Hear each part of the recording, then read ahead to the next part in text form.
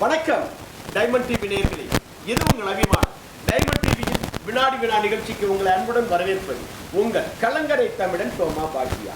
என்ன நேயர்களே, நலமாக இருக்கிறீர்களா? வினாடி வினா நிகழ்ச்சியில இப்ப இருபெரும் தலைவிகள் என் அருகே அமர்ந்திருக்கிறார்கள்.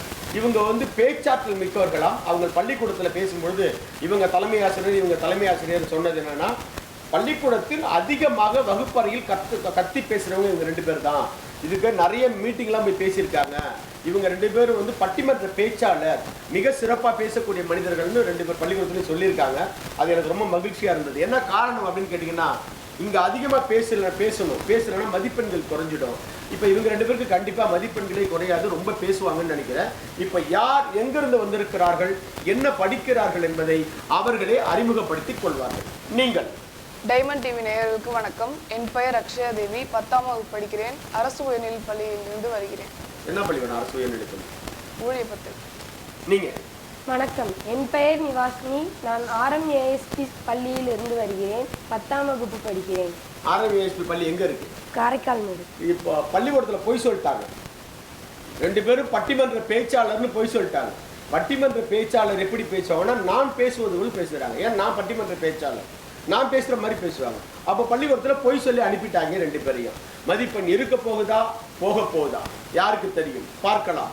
இந்த நிகழ்ச்சியில் 10 கேள்விகள் கேட்கப்படும். ஒரு கேள்விக்கு 2 மதிப்பெண்கள். 2 பேரும் நீ ஏதாவது பேசிட்டு போ, ஒன்று என்ன பார்க்கணும், இல்லை கேமரா பார்க்கணும். ஏதாவது பேசிட்டு போ கூப்பிட்டாங்க, சரி அம்மா பேர் கொடுத்துட்டாங்க, நான் உட்காந்துருக்கிறேன், நீ ஏதாவது பேசிட்டு போன்னு உட்காந்துருக்கேன்.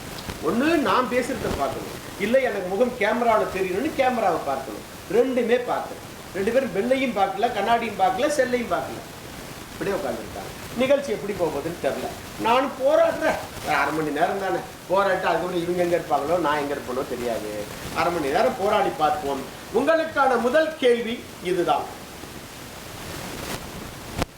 எந்த மாநிலத்தில் அரசு தேர்தல் ஆணையத்திற்காக சிறப்பான மை தயாரிக்கப்படுகிறது? எந்த மாநிலத்தில் தேர்தல்னா என்னன்னு தெரியுமா? புரியல, நீ தலையாட்டாதீங்க. தலையாட்டினா எனக்கு பிடிக்காது, எனக்கு தெரியாது. நீங்க பதில் சொல்லுங்க வாய் திறந்து. தேர்தல்னா என்னன்னு தெரியுமா? Examination, election. எலெக்ஷன், தேர்தல். தேர்தல்னா என்ன? எலெக்ஷன். தேர்தல். தேர்தல்னா இந்த மை வைப்பாங்க, பார்த்துருக்கீங்களா? பார்த்துருக்கீங்களா? மை வைப்பாங்க இல்ல? ஆமாங்கய்யா. ஆமா. அது தயாரிக்கிற மாநிலம் எது? மிக சிறப்பான முறையில், பிரத்யேக முறையில் சிறப்பா தயாரிக்கிற மாநிலம் எது? உங்களுக்கான கேள்வி தமிழ்நாடு, கர்நாடகா, ஆந்திரா. என் கேள்விக்கு முதலில் மணியை ஒலிக்க செய்பவர்களுக்கு 3 வாய்ப்புகளில் 1 கிடைக்கும். யார் முதல்ல பெல் அடிக்கிறீங்களா அவங்களுக்கு. தமிழ்நாடு, கர்நாடகா, ஆந்திரா, எது சரி? தமிழ்நாடு. மீதம் இருக்கிறது கர்நாடகா, ஆந்திரா. கர்நாடகா. கர்நாடகா என்பது தவறான பதில் இல்லை, அதுதான் சரியான பதில். கர்நாடகத்தில் தான் பிரத்யேக மை தயாரிக்கிறார்கள். உங்களுக்கான அடுத்த கேள்வி, உலகில் மிகப்பெரிய பள்ளிக்கூடம் எங்க இருக்கிறது? உலகில் மிகப்பெரிய பள்ளிக்கூடம், கல்விக்கூடம் எங்க இருக்கிறது? உங்களுக்கான குறிப்பு இந்தியா, நார்வே, நியூசிலாந்து. உலகில் மிகப்பெரிய பள்ளிக்கூடம் எங்க இருக்கு? India, Norway, New Zealand. சொல்லுங்க பதில். குறிப்பு கேளுங்க. Very good. குறிப்பு கேளுங்க. India, Norway, New Zealand. India, Norway, New Zealand. மீதம் இருக்கிறது நார்வே, இந்தியா. பெல் அடிக்க வேண்டாம் நீங்க. நார்வே என்பது தவறான பதில். நியூசிலாந்து என்பதுதான் சரியான பதிலான அதுவும் இல்லை, அதுவும் தப்பான பதில். இந்தியா என்பதுதான் சரியான பதில். இந்தியாவில் கொல்கத்தால தென்முனை உயர்நிலை பள்ளி என்ற பள்ளிக்கூடம் தான் உலகிலேயே மிகப்பெரிய பள்ளிக்கூடம். இந்தியாவில் இருக்கு, கொல்கத்தாவில் இருக்கு. அந்த பள்ளிக்கூடத்து பேரு தென்முனை உயர்நிலை பள்ளி என்பதுதான் அதனுடைய பெயர். உங்களுக்கான அடுத்த கேள்வி, டாலருக்கு நிகரான இந்திய ரூபாயின் மதிப்பு என்ன? இந்த டாலரு, இந்திய ரூபாய் மதிப்பு அதெல்லாம் தெரியுமா? தெரியும். டாலருக்கு நிகரான இந்திய ரூபாயின் மதிப்பு தற்பொழுது என்ன? உங்களுக்கான குறிப்பு 85.19, 88.19, 90.19. எது சரி? 85, 19, 88, 19, 90, 19. உங்களுக்கு நான் சொல்றது புரியலன்னா ஆப்ஷன் 1, ஆப்ஷன் 2, ஆப்ஷன் 3ன்னு சொல்லிட்டு போயிட்டே இருக்கும். 85, 19, 88, 19, 90, 19. Option A. Option A. மீதம் இருக்கிறது 88, 90. Option B, option C? B. Option B 88 19 என்பதுதான் மிகச் சரியான பதில். இன்னைக்கு இருக்கிற டாலருக்கு நிகரான மதிப்பு 88 ரூபாய் 19 பைசா. 2 மதிப்பெண்கள். உங்களுக்கான அடுத்த கேள்வி, நீங்க திருக்குறள் சொல்லணும். நான் ஒரு திருக்குறள் யாருக்கு தெரியும்னு சொல்லுவேன், தெரிஞ்சவங்க கை தூக்கணும். 2 3 4 சொல்லும்போது இப்போ 4 5 6 7 8 9ன்னு போயிட்டே இருக்கும். 9க்கு மேலே உங்களுக்கு தெரியாதுன்னு நீங்கள் முடிவு பண்ணீங்கன்னா நான் சேலஞ்சு பண்ணுறேன், நீ 9 சொல்லலைன்னு நீங்கள் அவருக்கு சேலஞ்சு பண்ணணும். 9 சொல்லிட்டாருன்னா அவருக்கு 2 மதிப்பெண், சொல்லலைன்னா உங்களுக்கு மதிப்பெண். அது 9 5 2 10 15 25 யாருக்கு எவ்வளோ திருக்குறள் தெரியும்னு எனக்கு தெரியாது. உங்கள் 2 பேருக்கு சேலஞ்ச். ஒரு திருக்குறள் யாருக்கு தெரியும்? எனக்கு தெரியும். கை தூக்குங்க. 2 தெரியும். 3 தெரியும். 3 திருக்குறளுக்கு மேலே உங்களுக்கு தெரியாது. இப்போ சேலஞ்ச் பண்ணுறீங்களா? இனிய உளவாக இன்னாத கூறல் கனி இருப்ப காய் கவர்ந்தற்று. செல்வத்துள் செல்வம் செவிச்செல்வம் அச்செல்வம் செல்வத்துள் எல்லாம் தலை. அகர முகர எழுத்தெல்லாம் ஆதி பகவன் முதற்றே உலகு. மறுபடியும் சொல்லுங்க, தப்பு. வேற திருக்குறள் சொல்லுங்க. செல்வத்துள் செல்வம் சொல்லிட்டீங்க, மறுபடியும் சொல்லுங்க. சொல்லாதது சொல்லுமா? சொல்லாதது சொல்லுங்க. கற்றதெல்லாம் ஆய பகவன் வாளறிவான் நற்றால் தொழார் எனி. திருக்குறள் தப்பு, மறுபடியும் சொல்லுங்க. அதே திருக்குறளை மறுபடியும் சொன்னாலும் சரிதான். செல்வத்துள் நீங்க சொன்ன திருக்குறள் தப்பா சொன்னீங்களா, அந்த திருக்குறளை மறுபடியும் சொன்னா சரிதான். வேற சொல்லவா? வேற சொல்லுங்க. இனிய உளவாக இன்னாத கூறல் கனி இருப்ப காய் கவர்ந்தற்று. 3 சொன்னதா? சொன்னதுதா? இன்னும் ஒரு குறள். ஒழுக்கம் விழுப்பம் தரலாம் ஒழுக்கம் உயிரினும் ஓம்பப்படும். 3 திருக்குறள் சொல்லிட்டீங்க. அரசு பள்ளிகள், தனியார் பள்ளிகளில் வந்து திருக்குறள் போட்டு வைக்கிறது இல்லை. நான் என்ன காரணம்னு கேட்டிங்கன்னா, அவங்க திருக்குறள் சொல்லிக் கொடுக்குறாங்களோ இல்லையோ, அரசு பள்ளிகளில் சொல்லிக் கொடுக்குறாங்க. அதனால அரசு பள்ளிகளில் திருக்குறள் போட்டி வைக்கலாம் அப்படின்னு சொல்லி வைக்கிறோம். ஆனால் தனியார் பள்ளிகளில் 25 சேலஞ்ச் பண்ணி 25 குறள் சொல்கிறாங்க. ஒரு பிள்ளை நான் 24 சொல்கிறேங்குது, ஒரு பிள்ளை 25க்கு சேலஞ்ச் பண்ணுறான். நான் சொல்கிறேன் 25, அந்த குழந்தை சேலஞ்ச் பண்ணுறான், 25 குறள் சொல்கிறாங்க. தனியார் பள்ளிகள். அரசு பள்ளிகளில் 3 திருக்குறள் மேலே தெரியாதுன்னு சேலஞ்ச் பண்ணுறாரு இவர். அந்த 3 திருக்குறளை தடுமாறுறாரு இவர். அப்போ பெற்றோர்கள் அரசு பள்ளியை தவிர்த்து தனியார் பள்ளிகளுக்கு போவதன் காரணம் என்னவா இருக்கும்? நான் அரசியல் பேசுறேன்னு நீங்க நினைக்கிறீங்கல்ல, அரசு பள்ளிகள். சரி, வேண்டாம். 2 மதிப்பெண்கள் பெற்றிருக்கிறீர்கள். உங்களுக்கான அடுத்த கேள்வி, சுதந்திர இந்தியாவில், சுதந்திர இந்தியான்னா 1947க்கு பிறகு, அதுதான் சுதந்திர இந்தியா. சரியா? விளையாட்டாதீங்க, மதிப்பெண் போயிடும். 2 மதிப்பெண் எடுத்திருக்கீங்க, 2ம் போயிடும். சுதந்திர இந்தியாவில் முதல் உள்துறை அமைச்சர் யார்? சுதந்திர இந்தியாவில் முதல் உள்துறை அமைச்சர் யார்? உங்களுக்கான குறிப்பு, மதிப்பிற்குரிய ராதாகிருஷ்ணன் ஐயா அவர்கள், மதிப்பிற்குரிய சர்தார் வல்லபாய் பட்டேல் அவர்கள். இருவரும் இல்லை. எது சார்? ராதாகிருஷ்ணன், சர்தார் வல்லபாய் பட்டேல், இருவரும் இல்லை. எது சார்? சுதந்திர இந்தியாவில் முதல் உள்துறை அமைச்சர் யார்? ராதாகிருஷ்ணன், சர்தார் வல்லபாய் பட்டேல், இருவரும் இல்லை. ராதாகிருஷ்ணன். ராதாகிருஷ்ணன். மீதம் இருக்கிறது சர்தார் வல்லபாய் பட்டேல், இருவரும் இல்லை. Option B. பேர் சொல்லுங்க, இதெல்லாம் தெரிஞ்ச பேர் தானே. இதுல ஏன் ஆப்ஷன் பி? பேர் மீண்டும் ஒரு முறை. அழகு. சர்தார் வல்லபாய் பட்டேல், இருவரும் இல்லை. சர்தார் வல்லபாய் பட்டேல். சர்தார் வல்லபாய் பட்டேல் பேர் தெரியல உங்களுக்கு? தெரியாதா?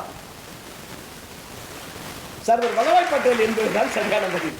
உங்களுக்கான அடுத்த கேள்வி, அக்கினி ஏவுகணை, அக்கினி ஏவுகணை பிரைம் ஏவுகணை, அக்கினி பிரைம் ஏவுகணை எத்தனை கிலோமீட்டர் தூரம் வரை தாக்கக்கூடியது? அக்கினி பிரைம் ஏவுகணை எத்தனை கிலோமீட்டர் தூரம் தாக்கக்கூடியது? உங்களுக்கான குறிப்பு, 500 முதல் 1000, 1000 முதல் 2000, 2000 முதல் 3000. Option A, B, C. 500 to 1000, 1000 to 2000, 2000 to 3000. 2000 to 3000. ஒரு படத்துல சொல்லுவாங்களா 2000, ஒருத்தர் சொல்லுவாங்க 4000, அப்படி சொல்லுவாங்களே. இங்கே நகைச்சுவைக்கு வேலைகள் இவங்க ரெண்டு பேர்ட்ட. நகைச்சுவையே பேச முடியாது, நான் எதுவும் பேச மாட்டேன். ஏம்மா சீக்கிரம் ஒரு 10 கேள்வி கேட்டுட்டு என்னை விட்டுருக்கப்பாங்கிற மாதிரி ஆகிட்டு என் நிலைமை. இந்த நிகழ்ச்சியில், இந்த ஷோவில் மட்டும்தான் கிட்டத்தட்ட 300 நிகழ்ச்சி பண்ணியிருக்கேன். இந்த நிகழ்ச்சியில் மட்டும்தான் இப்படி பேசாத இரு குழந்தைகளை வச்சு நான் பாடம் எடுத்துக்கிட்டு இருக்கேன். 2000 to 3000, நீங்கள் 500 to 1000, 1000 to 2000, எது சரி? முதல் குறிப்பு, இரண்டாவது குறிப்பு, அப்படி சொல்லுங்கள். இரண்டாவது குறிப்பு. இரண்டாவது குறிப்பு 1000 to 2000 என்பதுதான் சரியான பதில். கிட்டத்தட்ட பார்த்தீங்கன்னா அக்னி பிரேம் ஏவுகணை கிட்டத்தட்ட 1000 to 2000 கிலோமீட்டர் வரை தாக்கக்கூடிய வல்லமை படைத்தது. நிகழ்ச்சியில் உங்களுக்கான அடுத்த கேள்வி 5 குறிப்புகள். முதல் குறிப்பு, இது ஓர் உயிரற்ற பொருள். முதல் குறிப்பு, இது ஒரு உயிரற்ற பொருள். இரண்டாவது குறிப்பு, நம் உயிரை காக்க சட்டம் போட வேண்டி இருக்கிறது. இரண்டாவது குறிப்பு, நம் உயிரை காக்க சட்டம் போட வேண்டி இருக்கிறது. மூன்றாவது குறிப்பு, ஆனால் நிறைய பேர் இந்த சட்டத்தை மதிப்பதும் இல்லை, பயன்படுத்துவதும் இல்லை. மூன்றாவது குறிப்பு. நான்காவது குறிப்பு, இவன் உயிர் காக்கும் தோழன். நான்காவது குறிப்பு, தெரிஞ்சவங்க பெல் அடிக்கணும், கேட்டாதான் பதில் சொல்லணும். ஐந்தாவது குறிப்பு, இது வாகனம் அதிகமாக வாகனத்தில் ஓட்டுபவர்களுக்கு பயன்படும். அதிகமாக வாகனம் ஓட்டுபவர்களுக்கு அதிகமாக பயன்படும். ஹெல்மெட் என்பது சரியான பதில். 2 மதிப்பெண்கள். உங்களுக்கான அடுத்த கேள்வி, உங்களுக்கான அடுத்த கதை, காரைக்கால் கடற்கரையை அழகுபடுத்த வேண்டும் என்பது அனைவரின் விருப்பம். காரைக்கால் கடற்கரையை அழகுபடுத்த வேண்டும் என்பது அனைவரின் விருப்பம். ஆனால் ஒரு சிலருக்கு அதில் பிரச்சனை இருக்கு. சரி, இப்போ காரைக்கால் கடற்கரை நல்லா தானே இருக்கு என்கிறார்கள் ஒரு சிலர்.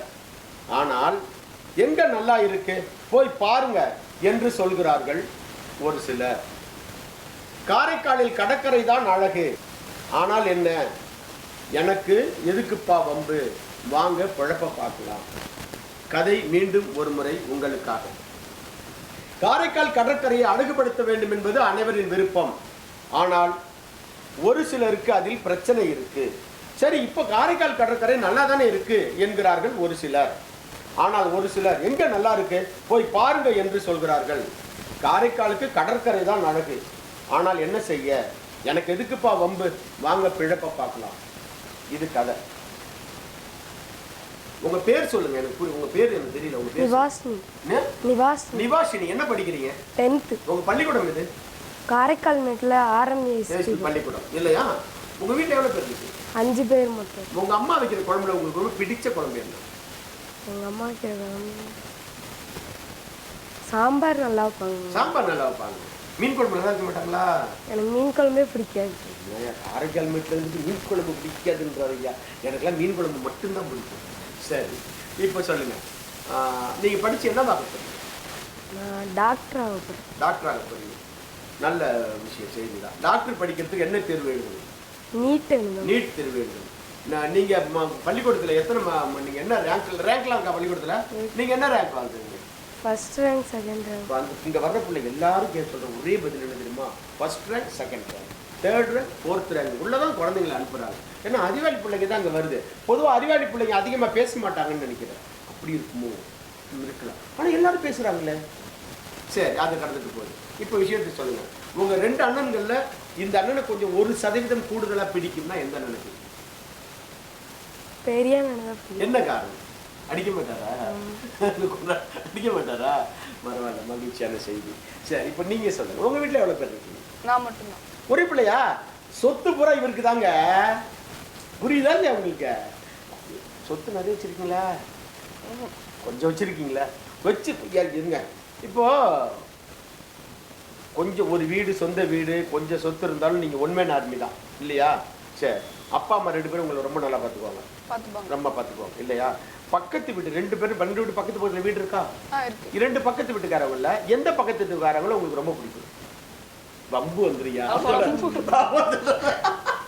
அது ஏங்க, நிகழ்ச்சி முடிச்சுட்டு பார்க்கும்போது அந்த பக்கம் பார்த்து பேசுங்க, அந்த பக்கம் தருங்க. ஏன்னா நிகழ்ச்சி முடிஞ்சதுக்கு அப்புறம், ஏண்டி என்ன ஒன்று பிடிக்காதா, டிவியில போய் உட்காந்துட்டு சொல்கிறேன் எனக்கு பிடிக்கலன்னு அப்படிம்பாங்க. அப்படிதானே? வம்பு வந்துடும். நல்லா இருக்கிற பிரச்சனையை, நல்லா இருக்கிறது நம்ம ஏன் வம்பு முட்டி விடணும்? சரி, இப்படி கேட்போம். இப்போ பொதுவாக எங்கள் கிராமங்களில் எங்கள் வீட்டில் நல்ல குழம்பு வச்சா பக்கத்து வீட்டுக்கு கொடுப்போம், அங்கே நல்ல குழம்பு வச்சா எங்கள் வீட்டுக்கு கொடுத்து அனுப்புவாங்க. அது மாதிரி கொடுத்து அனுப்புகிற வழக்கம்லாம் இருக்கா? இப்போ யார் வீட்டு குழம்பு நல்லா வச்சு கொடுத்து விடுவாங்க? இப்படி கேட்போம், யார் வீட்டு குழம்பு நல்லா வச்சு கொடுத்து விடுவாங்க? எங்க வீட்ல இருந்து கொடுப்போம். அது கொடுப்பாங்க, அதுதான் தெரியுமா, நான் தான் சொல்லிட்டேனே. ஆனால் 2 பக்கத்து வீடு இருக்குல்ல, யார் வீட்டு குழம்பு நல்லா இருக்கும்? பக்கத்து வீட்ல இருந்தா எங்க வீட்ல உங்கள் வீட்டு தானே ஒரு வீடு, பக்கத்து வீட்டிலேருந்து குழம்பு வருமாறாதா? அதை யார் வீட்டு குழம்பு நல்லா வரும்? இந்த பக்கத்து, இந்த இது உங்கள் வீடு, இந்த பக்கம் ஒரு வீடு, இந்த பக்கம் ஒரு வீடு. இந்த பக்கத்து வீடு. இந்த பக்கத்து வீடு பேர் சொல்லுங்க. இது என்ன இப்ப டிவில சொல்ல மாட்டாங்க, இந்த பக்கம் கை காட்டினா யாரு விடும் தெரிஞ்சிருமே. இப்போ உங்க பேர் என்ன? என் பேர் அக்ஷய தேவி. அக்ஷய தேவி. நல்ல காலம் அக்ஷய திதின்னு வைக்காம போனானுங்க. அப்ப நகை வைக்கிறப்பெல்லாம் அக்ஷய திதி ஞாபகத்துக்கு வந்துடும். பாருங்க, ஒரே ஒரு வீட்டை சொல்லியிருக்கிறாரு, கேமராவை ஆஃப் பண்ணுங்க சொல்றேன் அப்படின்னாரு. கேமராவை ஆஃப் பண்ணிட்டோம் நாங்கள். இவர் என்ன சொன்னார், ஒரு பேர் சொன்னார், பக்கத்தில் இருக்கிறவங்க பேர். அவங்கள தான் எங்களுக்கு ரொம்ப பிடிக்கும், இந்த பக்கத்தில் இருக்கிறவங்க பிடிக்கவே பிடிக்காது, வேற வழி இல்லாமல் பழகிட்டு இருக்கிறோம் அப்படிலாம் சொல்கிறாருங்க. அவரு சொல்லி விட்டுருவோம் பேரை யாருன்னு. வேண்டாமா வேண்டாம் சொல்லாதீங்கன்றாரு. நமக்கு எதுக்கு வம்பு, போயிடுவோம். சரி, இப்போ கதைக்கு போவோம். கதையில் அதில் என்ற வார்த்தை எத்தனை முறை பயன்படுத்தப்பட்டது? தெரிஞ்சவங்க பெல் அடிக்கணும், நான் கேட்டா பதில் சொல்லணும். அதில் என்ற வார்த்தை எத்தனை முறை பயன்படுத்தப்பட்டது? 5. 4. ஊருக்கு போகுமா? அப்ப கதையை எவ்வளவு ரசிச்சு கேட்டிருக்காங்க பாருங்க.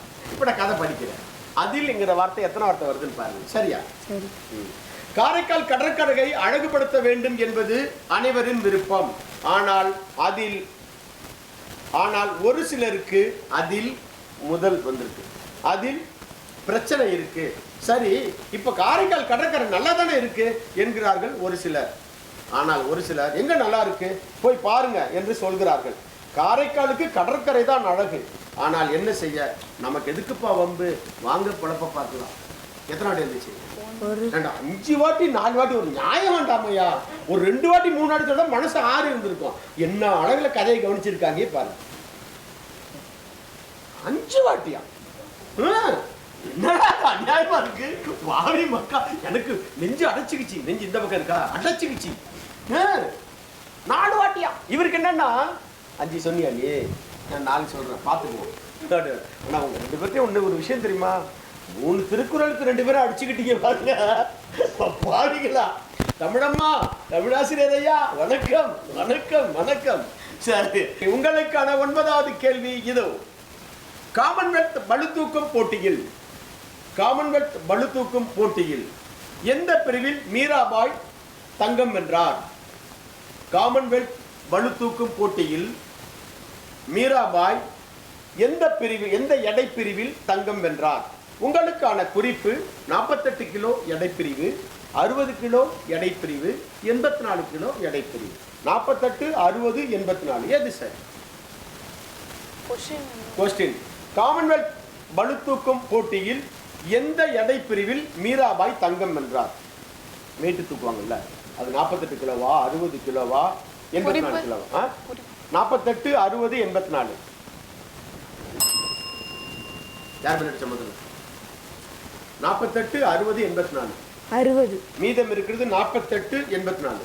84. இரண்டும் தவறான பதில். 48 கிலோ இடைப்பிரிவில் தான் மீராபாய் தங்கம் வென்றார். உங்களுக்கான இறுதி கேள்வி.